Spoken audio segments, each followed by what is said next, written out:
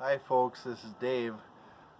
Today I was just going to show you something. As you can see, I got some waist deep snow out here that goes around the south side of my house, and I have to get over and shovel out my gas meter and my dryer vent and a couple other things. And so the ideal thing would be to get through this deep snow would be a pair of snowshoes, but I don't have any. But I did have a couple of pieces of plywood here. This is some thinner plywood, probably 5/16 plywood, and they're roughly about 2 feet by not quite 4 feet.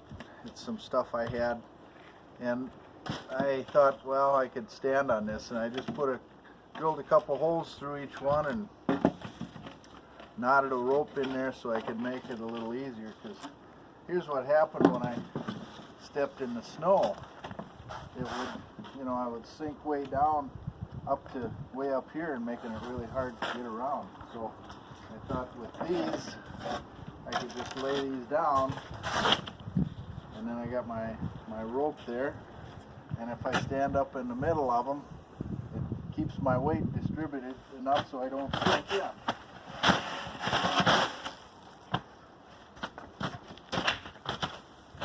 So I can just stand up on it, grab the rope,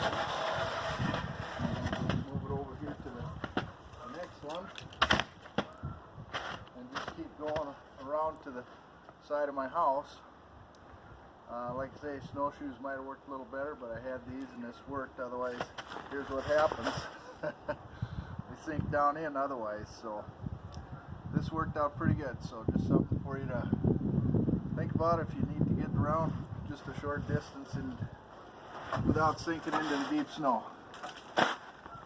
Take a look at my other videos, and thanks for watching.